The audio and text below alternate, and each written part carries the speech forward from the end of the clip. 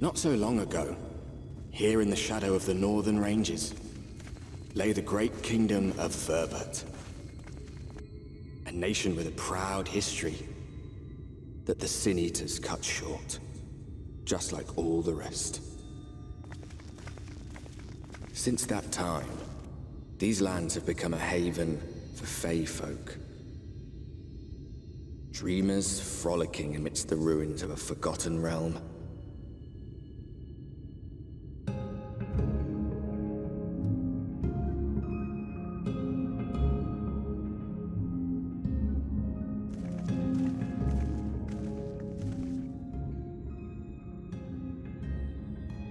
We should be safe enough here.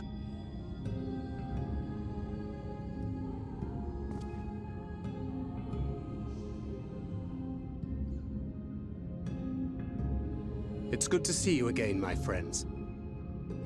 I don't know about you, but it feels like years since last we met. 5 of them in my case. Why, it only feels like 1 to me, but long enough to warrant a more convivial reunion either way. What brought you to Laxon Loft?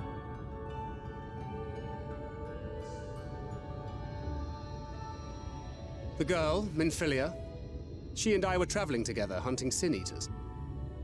But as we were nearing Lakeland, she abruptly ran off on her own. I found her too late to stop the Ulmorans from taking her prisoner. And as I was considering rescue options, I observed that the Crystarium was on the move. So I consulted the Exarch, who apprised me of the details of the operation and issued me certain instructions. Should the situation take a turn for the worse, I was to see you all safely to Mheg, and here we are.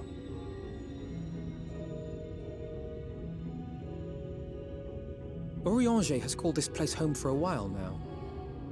Yet we have never called upon him, I am ashamed to say. 'Twas only at the Crystarium that we met. Hardly surprising. This is not the sort of place one visits on a whim.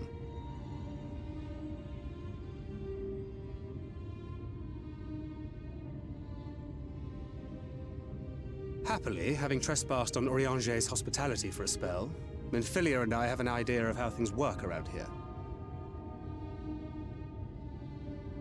Sooner or later, the Ulmorans will come after us. But before they do, the Exarch bids us accomplish 2 things. First, rendezvous with Urianger.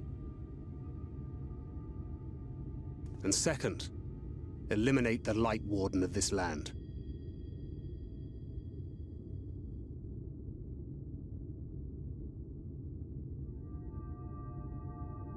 So, Minfilia.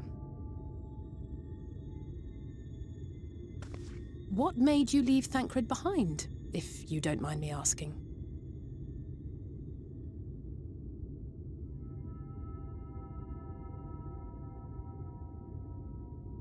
You. The hero from another world. I was asleep when I felt it. A presence. Someone I was meant to meet.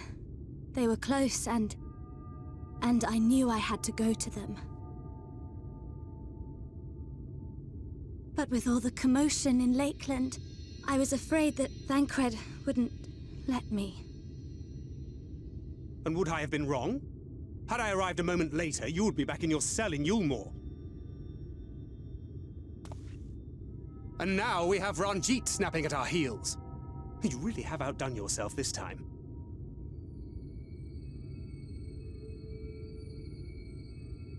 I'm sorry. Thank you for saving me.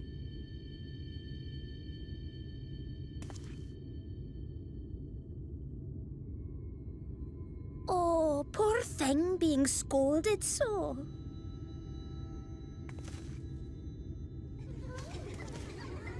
Poor thing. Poor thing. Who said that? Show yourselves. Come now. Put away that frown and have some fun with us. Yes, let's have some fun. Lots and lots of fun. Which way was it to Urianger's?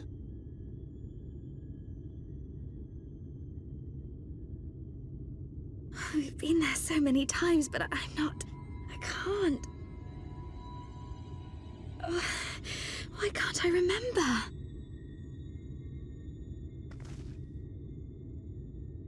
Damn it all. We're already caught in their spell.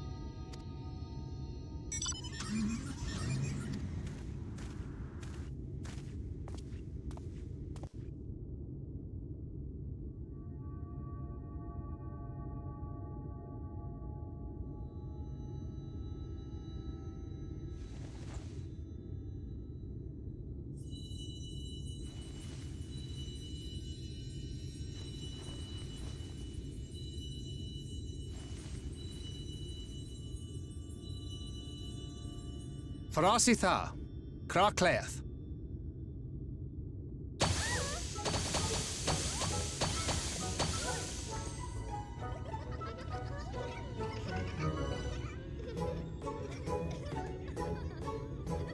No! We're found! How did this mortal know our trick? Wait! I recognize their souls. These two have been here before. Look, twins! How adorable! Oh! Plea with us! We have neither the time nor inclination to play. We have come to see Urianger. Oh yes, Urianger, the peculiar one. In return for a place in Mheg, he agreed to a riddle contest with us for 7 days and 7 nights without any sleep.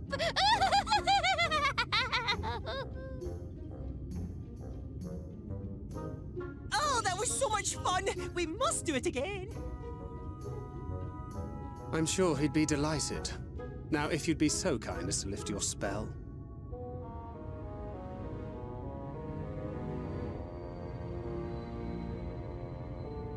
Shall we? Should we? Would we? What now? I don't know, but this is their home, so we must indulge them.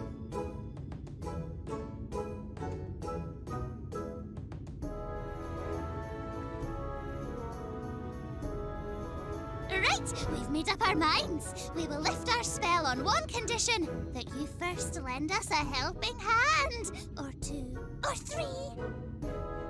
Once you've helped solve all of our troubles, we'll let you see Urianger. Pixie's honor.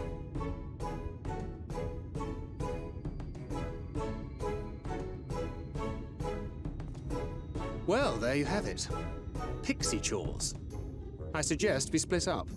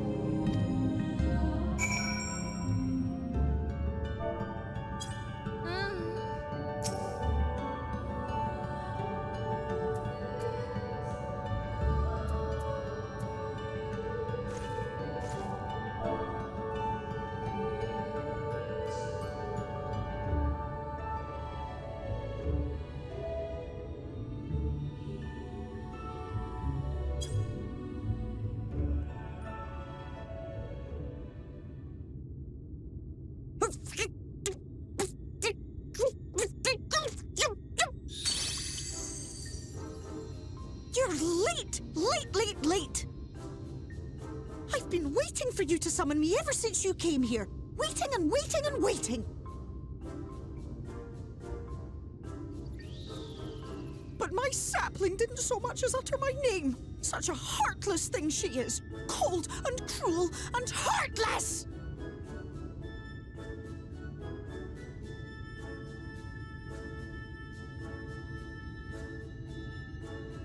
Another self-important little brat. Just what we need. Reminds me of my childhood.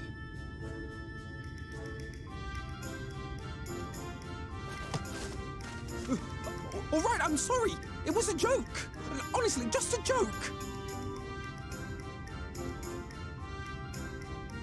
But just now you called for me so earnestly, so fervently. I couldn't possibly stay angry at you. Very well. As your lovely branch, I will lend you my strength.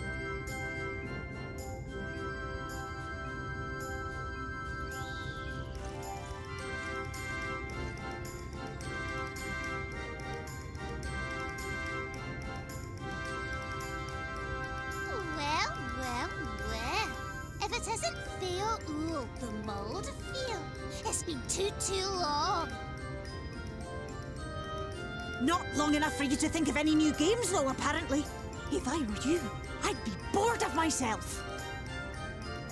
Now let me make something clear. That mortal is mine. No matter what you do, she will never be yours. Never, never, ever! Oh, not even a bit. But what about the others? Surely we can keep them. No, no, no! You can't keep them either! They're for my amusement and mine alone! And if you lay so much as a finger on my sapling, I'll scatter the contents of her bag all over your precious village. There'll be cold, hard metal, furry, festering food, stinky, sweaty small clothes, and all manner of other terrible, unmentionable things. How would you like that, hmm?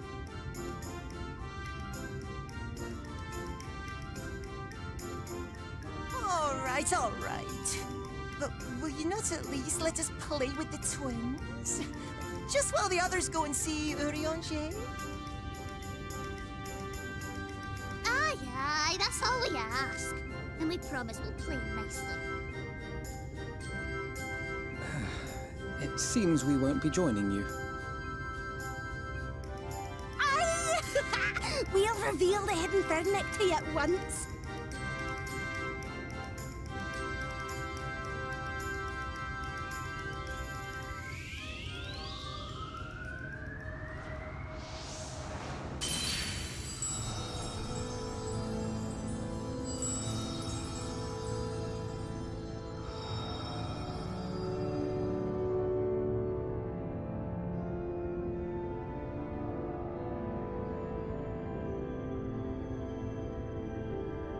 So this is the true Mheg.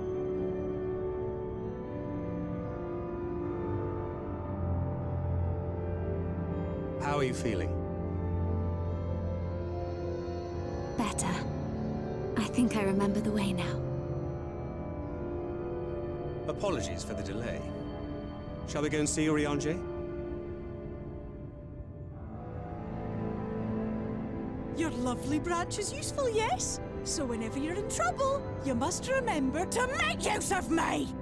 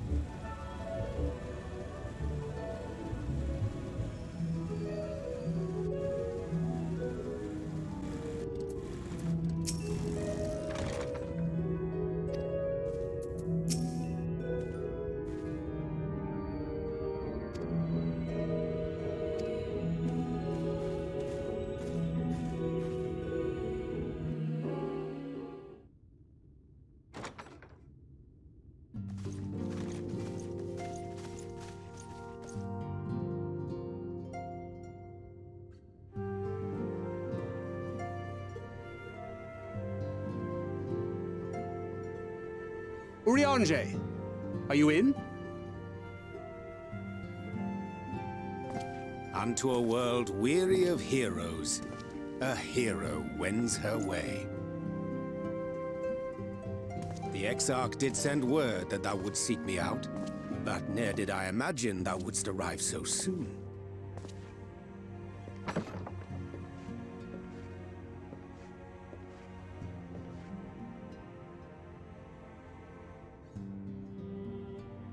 Full glad am I to see thee once more, my friend, and none the worse for thy travails.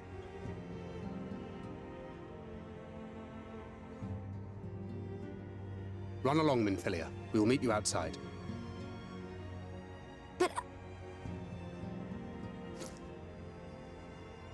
Another one for you to imbue, if you'd be so kind.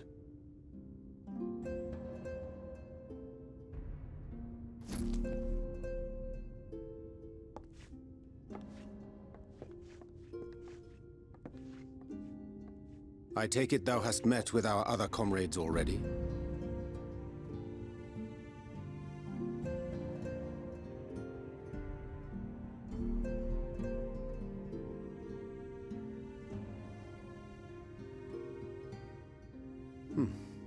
That Master Alphino and Mistress Alize now travel in thy company is of great comfort to me. As for the rest, it beginneth in earnest. The hunting of the Light Wardens, and perforce the war with Yulmore. Hark thee then to my words, and through them behold the vision that I did glimpse, that of the 8th Umbral Calamity.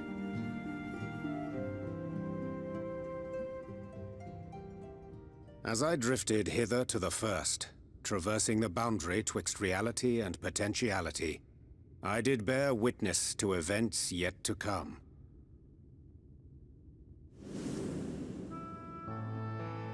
There I saw the combined forces of Eorzea and the Far East offering fierce resistance to the legions of Garlemald. So fierce, in fact, that they did begin to push the enemy back. Ilm by painful ilm at first, then yalm by yalm, and malm by malm in time. Yet the joy they felt was short-lived, for in so doing they did force the Empire's hand. Faced with defeat, the Garleans turned to a weapon most vile: Black Rose. Its potency defied all reckoning. Once released, the gas took on a life of its own, wreaking untold carnage not only in Eorzea, but in the provinces of the Empire besides. From fighters upon the front lines to babes in their beds, none were spared. And as the casualties became too numerous to count, so did the fabric of civilization begin to unravel. Nor did the land itself escape unscathed, for spreading from the site of its release, Black Rose brought death to the very soil. To survive amidst the chaos and upheaval, men came to live by the sword, the rule of law giving way, inevitably, to the rule of might. Thus was the spark struck and the fire kindled, and swiftly did it spread as a blaze in a field of straw to engulf every corner of the world. Nations worthy of the name did then cease to exist, and those souls brave and true who might have risen to restore order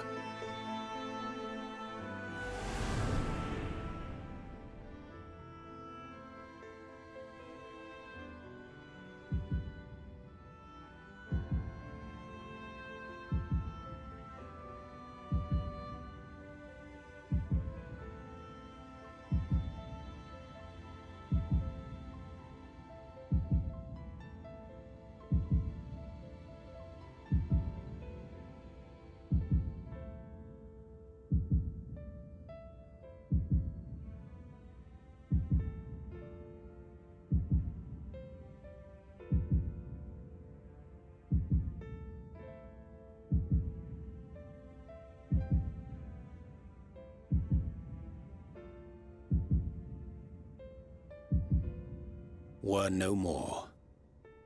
For the weapon spared not one, not even thee.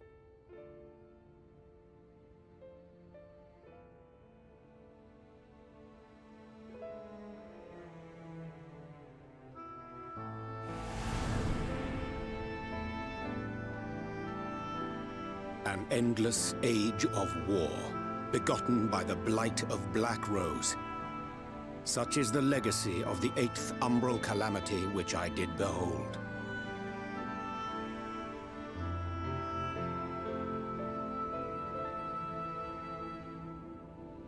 No matter the cost, we must forestall this tragedy. To that end, I have labored during my sojourn in this world, discovering in so doing the answer to a pressing mystery. That of Black Rose's inexplicable potency.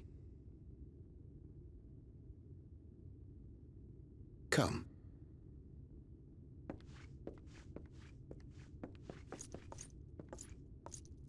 Dost thou recognize yonder chart?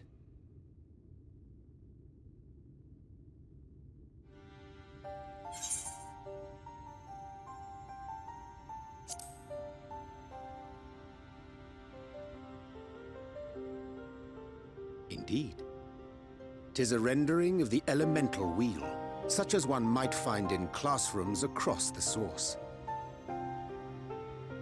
As the chart maketh plain, our world is composed of 6 elements, in addition to which there exist 2 poles in fundamental opposition. Astral, the active; umbral, the passive. As a reflection of the source, the first naturally compriseth the selfsame forces. Yet, curiously, there is a notable divergence in their nomenclature. To be specific, the denizens of this world employ not the terms astral and umbral.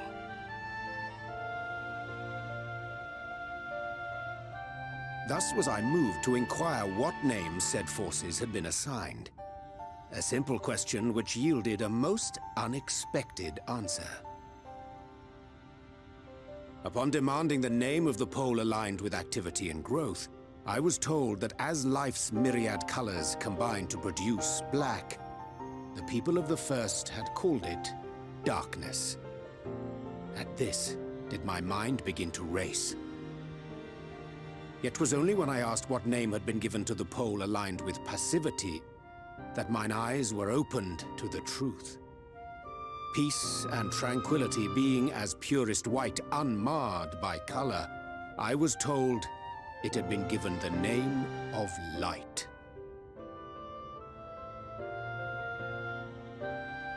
That's umbral light and astral darkness, yes? I'm no etherologist, but it strikes me that the nomenclature of the first is rooted in the generation of the 2 forces, while our own appears to focus on their effects, which makes one wonder. Have we had it backwards all this time?